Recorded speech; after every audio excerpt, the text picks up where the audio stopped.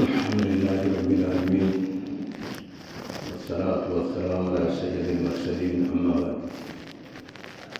حضرات، انسانی دنیا کے اندر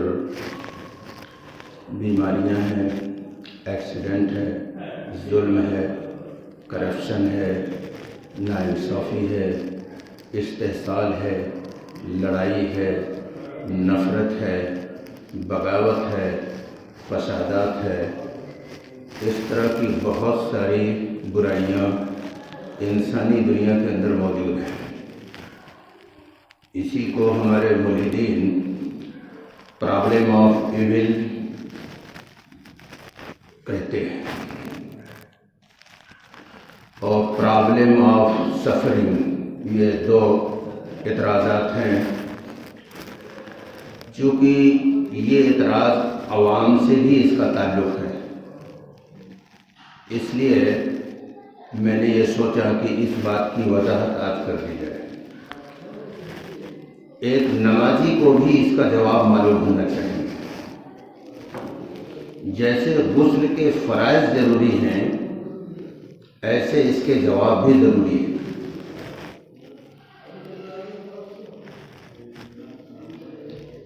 سائنسی ریسرچ یہ ہے کہ پورے یونیورس میں، یعنی پوری کائنات میں، یہ جو انسانی دنیا ہے جس زمین پر انسان رہتا ہے بہت چھوٹی ہے، مطلب یہ کائنات کے سامنے زیرو ہے۔ صرف اسی دنیا میں جہاں انسان رہتا ہے، یہاں یہ پرابلم آف ایول موجود ہے، یعنی جس کو برائی کہتے ہیں۔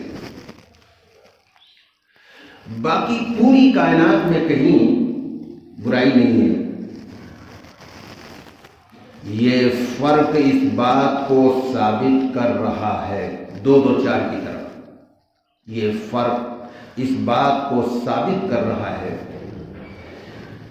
کہ برائیوں کا تعلق انسان کی غلطیوں میں ہے، یہ انسان کی پیدا کرتا ہے، اس کا تعلق نیچر سے نہیں ہے۔ اگر نیچر سے برائیوں کا تعلق ہوتا تو پوری کائنات میں برائی ہوتی۔ صرف انسان جہاں رہتا ہے وہیں برائی ہے، باقی کہیں نہیں ہے۔ اس بات کو قرآن نے کیا کہا ہے تو بعد میں لاؤں گا، پہلے کچھ سائنس کی ریسرچ جان لیجیے۔ سائنس یہ بتاتی ہے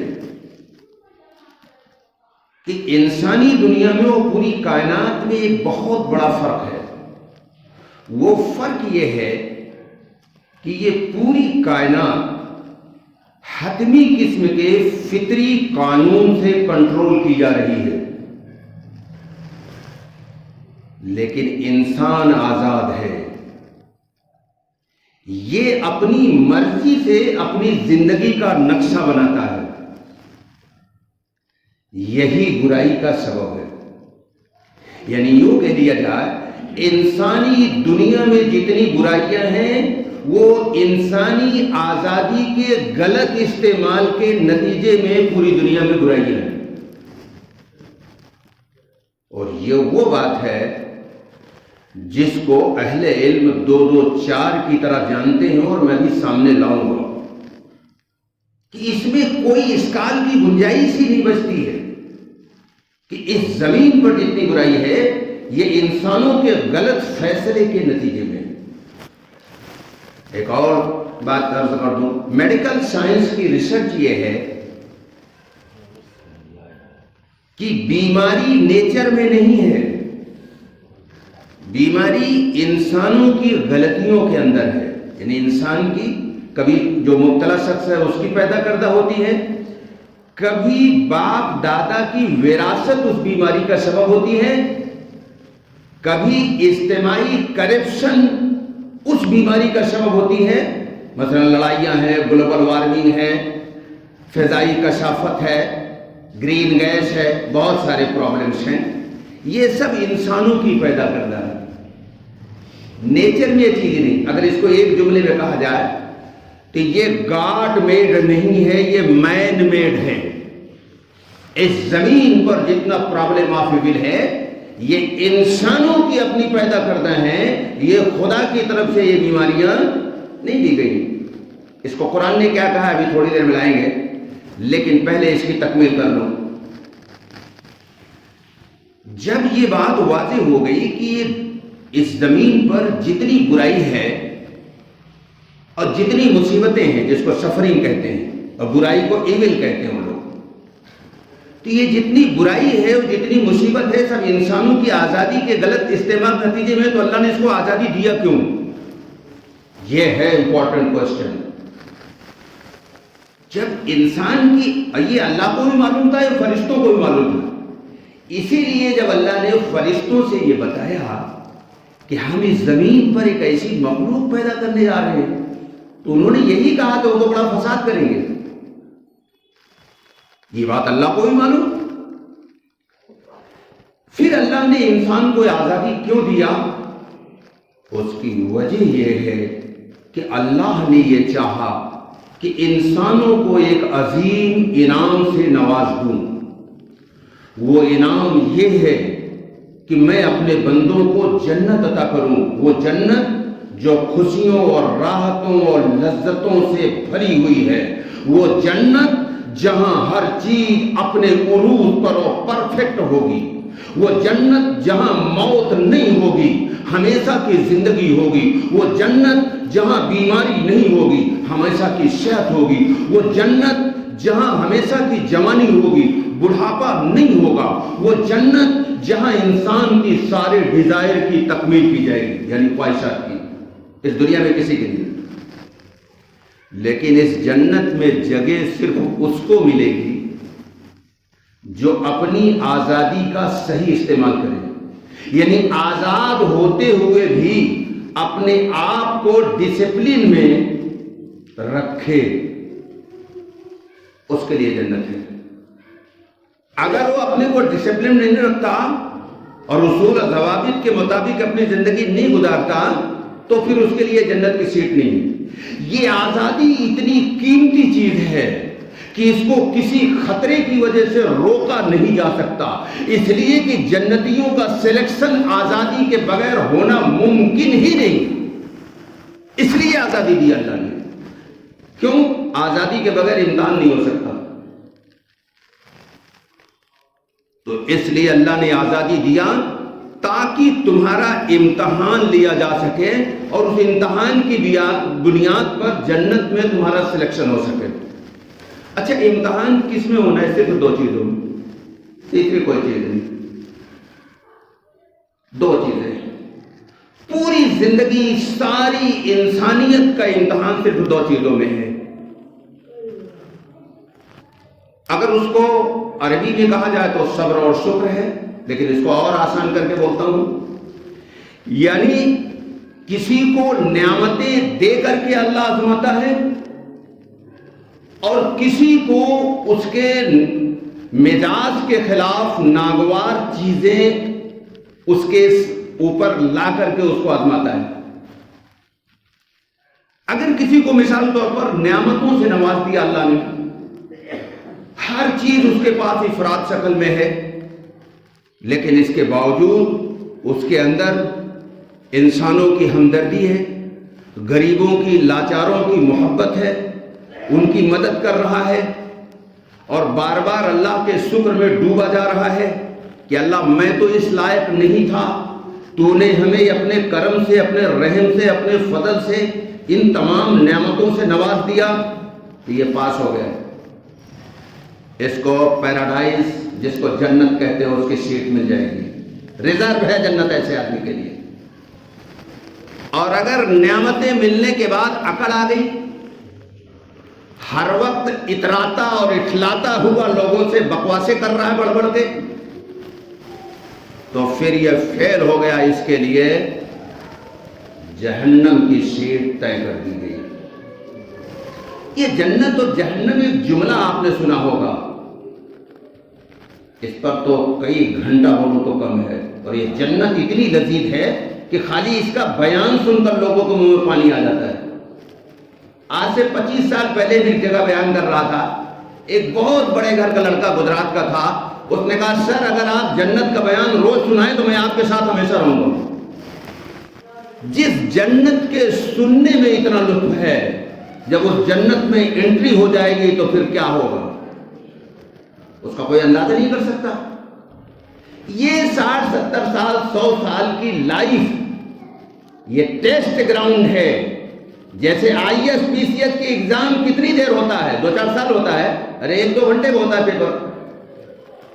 ایسے آخرت کی ایٹرنل لائف، ہندی میں کہیں گے اننت جیون، ابدی زندگی اور آسان کبھی نہ ختم ہونے والی زندگی، وہ اس پر ملے گی کہ یہ جو ٹیسٹ گراؤنڈ ہے، یہ زمین کیا ہے؟ ٹیسٹ گراؤنڈ ہے، امتحان کی جگہ ہے۔ جو اس میں پاس ہو گیا اس کے لیے ہمیشہ کی جنت ہے۔ وہاں زندگی کبھی ختم ہی نہیں ہوگی، اربوں خربوں کروڑوں سال ختم ہو جائے گا لیکن وہ زندگی نہیں ختم ہوگی۔ وہ کتنا نادان ہے، وہ کتنا بڑا بیوقوف ہے، وہ کتنا بڑا احمق ہے کہ جہاں رہنا نہیں اس کے لیے راتوں دن لگا ہوا ہے، اور جہاں ہمیشہ رہنا ہے اس کو سیکنڈری درجے کی چیز سمجھ رکھا ہے، بازو میں چھنگلی بنا رکھا ہے، بس ٹھیک ہے روایتی طور پہ کچھ فارمیلٹیاں ادا کر لینا ہے، باقی تو ہمیں وہی رہنا ہے، اسی رنگ میں رہنا ہے جس میں تمام بے دین رہتے ہیں۔ بھائی اس کو جنت نہیں ملے گی۔ جنت تو اس کے لیے ہے کہ جو کامل سپردگی کا ثبوت دے دے۔ تو ایک بات یہ عرض کر رہا تھا کہ یہ دنیا امتحان کی جگہ ہے، اور یہاں 2 چیزوں کے امتحان لیا جا رہا ہے۔ ایک آدمی کو نعمتیں دے کر اگر شکر کرتا ہے پاس ہو گیا، ناشکری کرتا ہے فیل ہو گیا۔ دوسرے ناگوار چیزیں اس کے مزاج کے خلاف جب آویں تو ابل نہ پڑے، بفر نہ جائے، حدود کو پار نہ کر جائے، بلکہ ثابت قدم رہے، اسی کو صبر کہتے ہیں۔ تو یہ پاس ہو گیا۔ اور اگر ناگوار چیزیں پیش آئیں، ابل پڑا، حدود کو توڑ دیا، یہ فیل ہو گیا۔ اسی کو قرآن نے کہا فَاصْبِرْ إِنَّ وَعْدَ اللَّهِ حَقٌّ وَلَا يَسْتَخِفَّنَّكَ الَّذِينَ لَا يُوقِنُونَ۔ بس تم صبر کرو، بے شک اللہ کا وعدہ سچا ہے۔ اور آگے کی بات بڑی عجیب کہی اللہ نے، اور تمہیں بے برداشت نہ کر دیں وہ لوگ جو یقین نہیں رکھتے۔ وَلَا يَسْتَخِفَّنَّكَ الَّذِينَ لَا يُوقِنُونَ، اور تمہیں بے برداشت نہ کر دیں وہ لوگ جو یقین نہیں رکھتے۔ اس آیت کی روشنی میں تو 1 گھنٹہ بولوں تو کم ہے، ایک جملے میں کہہ رہا ہوں، آگے بڑھوں گا۔ دنیا کی سب سے بے برداشت قوم کا نام مسلمان ہے اس وقت، معاف کیجئے گا مجھے۔ اللہ کیا کہہ رہا ہے؟ تمہیں بے برداشت نہ کر دیں وہ لوگ جو یقین نہیں رکھتے۔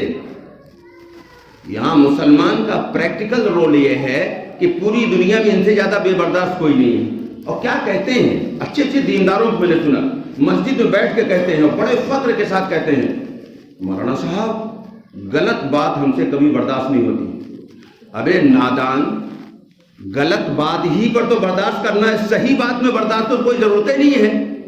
کتنا بڑا جاہل ہے، وہ بڑے فخر کے ساتھ کہتا ہے کہ غلط بات مجھ سے کبھی برداشت ہی نہیں ہوتی، تو کوئی صحیح بات میں برداشت کرنا پڑتا ہے کیا؟ یہ کتنی جہالت کی بات ہے، غلط بات برداشت ہو۔ پیغمبر سے زیادہ بڑے ہو؟ مشرکین نے پیغمبر سے کہا رسول کاٹ دو اپنے ہاتھ سے۔ پیغمبر طاقت میں تھے، کہنے والے کمزور تھے۔ قرآن گواہی دے رہا ہے کہ پیغمبر اگر آپ جنگ کرتے تھے یہ سب بھاگ جاتے۔ طاقت میں ہونے کے باوجود پیغمبر نے صبر کیا، آپ نے لفظ رسول کو اپنے ہاتھ سے کاٹ دیا۔ پیغمبروں نے کہا کعبہ میں آپ کی انٹری نہیں ہے اس سال، اگلے سال آئیے گا۔ انٹرنیشنل قانون کے خلاف مشرکین بول رہے تھے، پیغمبر طاقت میں ہونے کے باوجود کہا میں انٹری نہیں کرتا، میں واپس جاتا ہوں مدینہ۔ یہ پیغمبر کی زندگی ہے۔ میں نے کہا نا کہ یہ تو وہ آیت ہے کہ اس پر 1 گھنٹہ بھی کم ہے۔ بے برداشت لوگوں کو نہ اس دنیا میں کامیابی ملتی ہے نہ آخرت میں، کہیں نہیں ملتی۔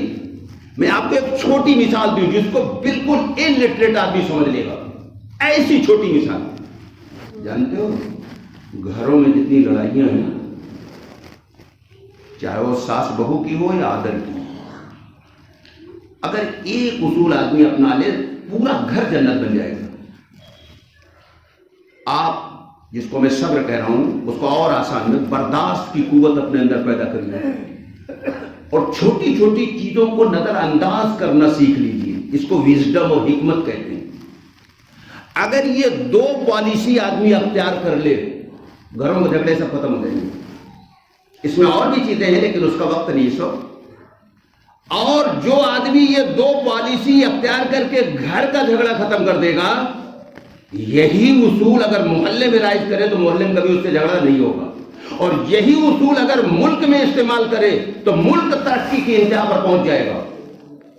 اس کو کوئی سپر بننے سے روک نہیں سکتا. یہ کتنا بڑا اصول ہے اور پریکٹیکل ہے, یہ تھیوری نہیں ہے.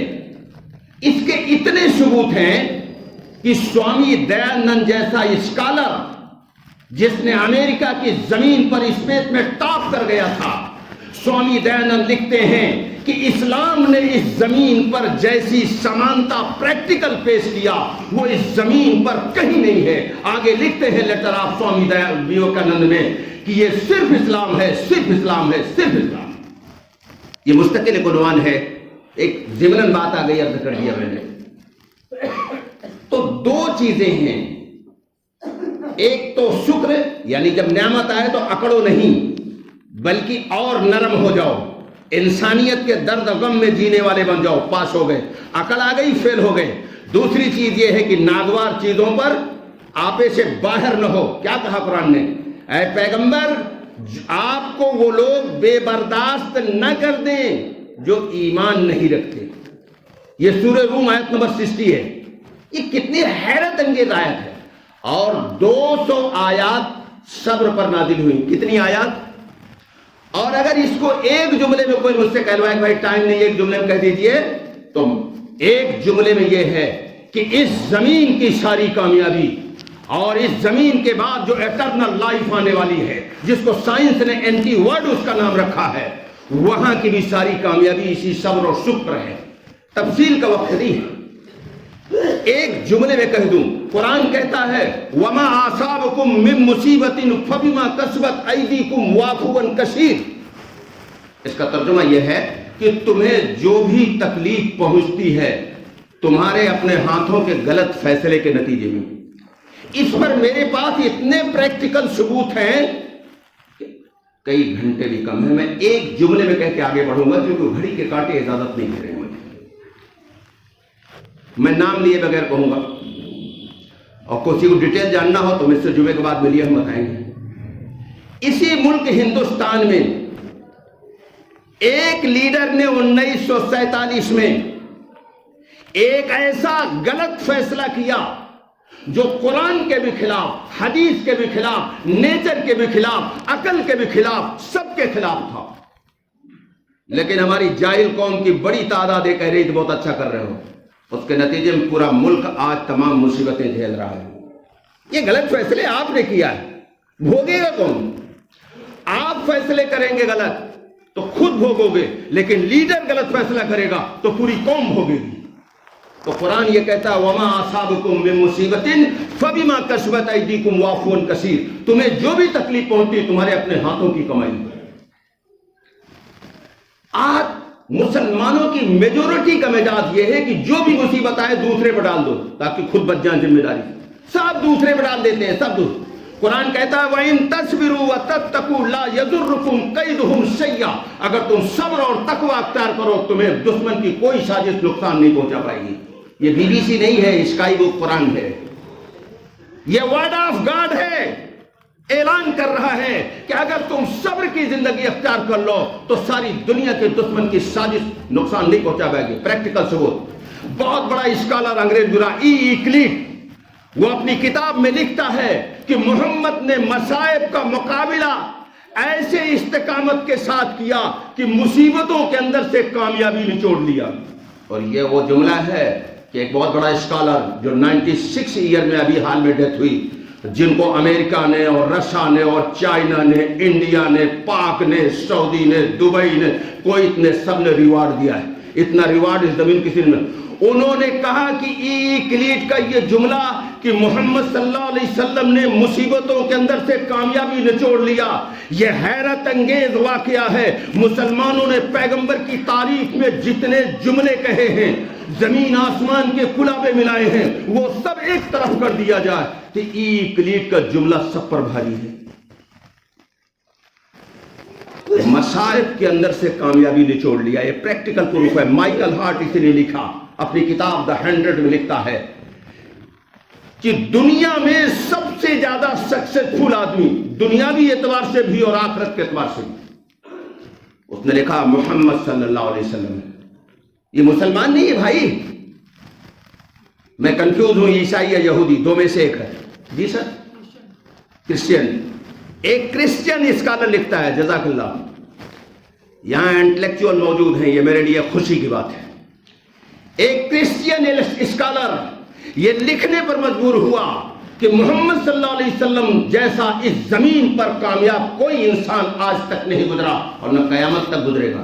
یہ وہ جملہ ہے مائیکل ہارٹ کا کہ اس پر 2 گھنٹہ بھی بولو تو کم ہے، اتنے ثبوت ہے میرے پاس۔ دنیا کے 2 بڑی سپر طاقتیں جو 2000 سال سے رول کر رہی تھیں، رومن امپائر اور پرشین امپائر، یہ 2000 سال سے ہینری پین جیسا اسکالر جس کے بارے میں لکھتا ہے کہ اگر اسلام نہ آیا تھا دنیا سے یہ جبری نظام ختم نہ ہوتا اور دنیا میں کبھی آزادی کا دور نہ آتا۔ دشمن تعریف کر رہا ہے، دشمن تو نہیں کہنا چاہیے، میرے مزاج کے خلاف ہے، سب میرے بھائی ہیں، سب میرے بھائی ہیں، سب انسان ہیں، یہی قرآن کہتا ہے، یہی حدیث کہتی ہے۔ یعنی جو اسلام کو نہیں مانتے وہ بیچارے تعریف کر رہے ہیں، وہ لکھ رہے ہیں، وہ طاقت ہے۔ بھائی ڈاکٹر بہت اچھا ہے لیکن دوا کھائیں گے نہیں تو پھر ڈاکٹر چاہے جتنا اچھا ہو فائدہ نہیں ہوگا۔ قرآن دنیا میں ساری کامیابیوں کے رول پیش کرتا ہے اور پیغمبر نے اس کو پریکٹیکل فالو کر کے دکھا دیا۔ اب آپ نہ پڑھائیے تو اس کا کوئی علاج نہیں بھائی صاحب۔ آخری بات، چونکہ نہ چاہنے کے باوجود ایتھسٹوں پر میں نے گفتگو شروع کی تو میں آخر میں ایتھسٹ میں پھر بول کے گفتگو ختم کروں گا۔ نیوٹن نے کہا تھا کہ یونیورس 4 طاقتوں سے چل رہی ہے، gravitational force, electro magnetic force, strong nuclear force, weak nuclear force. اس کا ترجمہ کر دوں، گریویٹیشنل فورس کہتے ہیں قوت کشش کو، اور الیکٹرو میگنیٹک فورس کہتے ہیں برقی مقناطیسی قوت کو، اسٹرانگ نیوکلیئر فورس کہتے ہیں کہ طاقتور نیوکلیئر قوت، اور ویک نیوکلیئر فورس کہتے ہیں کمزور نیوکلیئر قوت۔ بھائی اس سے آسان ترجمہ اب نہیں کر سکتا میں، بڑی مصیبت ہوتی ہے۔ سائنس کی کچھ ایسی ٹرم ہے کہ جس کا ترجمہ ہو ہی نہیں پاتا، یہ میں نے بہت مشکل سے کر دیا تھوڑا ترجمہ، لیکن اس پر سائنٹیفک متفق نہیں تھے، محنت ہوتی رہی۔ پھر اسٹیفن ہاکنگ نے ہندی میں کہہ لیجئے کہ میتھ کی جٹل پرکریا کے مادھیم سے، بہت بڑا میتھمیٹیشین تھا، اس نے یہ ثابت کیا کہ یونیورس کو ایک طاقت چلا رہی ہے۔ اس کا نام اسٹیفن ہاکنگ نے دیا سنگل اسٹرنگ تھیوری۔ یہ ویریفیکیشن کے درجے کی چیز ہے، ہائپوتھیسس ابزر کی بات نہیں کر رہا ہوں میں، ہائپوتھیسس کی بات ہے۔ تو concept of God is purely scientific, اور سائنس کی ساری ریسرچ مذہب کے فیور میں کھڑی ہے، ایتھسٹوں کے فیور میں ایک بھی سائنس کی دلیل نہیں۔ لیکن چونکہ ایتھسٹ سائنس جانتا ہے تو اس نے غلط ڈھنگ سے سائنس کے پروف کو اپنے فیور میں یوز کر لیا، اور ریلیجیس کی بڑی تعداد سائنس سے نہیں جانتی، اس لیے وہ جھوٹ بول کر آپ پر غالب ہو گئے۔ خدا کی قسم میں نے سائنس کی ڈیپ اسٹڈی کے حوالے سے کہنے جا رہا ہوں، 4 سائنٹسٹوں کے نام لے کر بیان ختم کروں گا۔ امریکی سائنٹسٹ پال ڈیوس نے کہا کہ یونیورس کے پیچھے ایک کانشس بینگ ہے، ذہین ہستی اردو میں کہہ لیجیے آپ۔ جیمز جنس نے لکھا کہ یونیورس کے پیچھے میتھمیٹیکل ایک مائنڈ ہے، اپنی کتاب مسٹیریس یونیورس میں لکھا۔ فریڈ ہائل بہت بڑا سائنٹسٹ ہے، اس نے لکھا کہ یونیورس کا بنانے والا بڑا انٹیلیجنٹ ہے، اور خالی کہا نہیں، اس نے ایک کتاب لکھی دا انٹیلیجنٹ یونیورس، ذہین کائنات، 250 پیج کی کتاب لکھا اس نے۔ اور پھر ایک بہت بڑا سائنٹسٹ آرتھر اٹنگٹن یہ لکھتا ہے کائنات کا مادہ ایک ذہین مادہ ہے، انگریزی میں اس نے کہا ہے the stuff of the world is mind stuff, کائنات کا مادہ ذہین مادہ ہے. خلاصہ کلام کیا ہوا؟ تمام ایک ٹاپ کے سائنٹسٹ ہیں، میں عام سائنٹسٹوں بات نہیں کر رہا ہوں، یہ دنیا کے سپر سائنٹسٹ ہیں. اس جیسے درجنوں سائنٹسٹ یہ کہہ رہے ہیں اس کائنات کے پیچھے ایک برین ہے، ایک انرجی ہے، ایک فورس ہے، ایک کانسیپٹنگ ہے، ایک میتھمیٹیکل ذہن ہے. خلاصہ کیا ہوا؟ اسی کو نام ہم اللہ دیے. ارے بھائی تم دوسرا نام دے رہے ہو، ہم نے اسی کو اللہ کہا، ہم نے اسی کو گاڈ کہا، ہم نے اسی کو پربرہم کہا، ہم نے اسی کو پرمیشور کہا. تو خلاصہ کیا ہوا؟ سائنس یہ 2 2 4 کی طرح پکار کے کہہ رہی ہے کہ یونیورس میں جو ڈیزائن ہے یہ ڈیزائنر کے بغیر نہیں ہو سکتا. اس میں جو مینجمنٹ ہے یہ مینیجر کے بغیر نہیں ہو سکتا. ویوستھاپک کے بغیر نہیں ہو سکتا. نظم ناظم کے بغیر نہیں ہو سکتا. آخری جو ان کی بکواس ہے اس کے جواب کا وقت نہیں ہے، ورنہ پھر جواب اسے کہتے ہیں پھر زندگی میں کبھی وہ سوال نہ کر سکے. لیکن اس کا وقت نہیں ہے. آپ لوگ اپنی سنتیں پڑھ لیجئے. کسی کوئی سوال کرنا جمعے کے بعد بیٹھیے گا. آپ کا موسٹ ویلکم.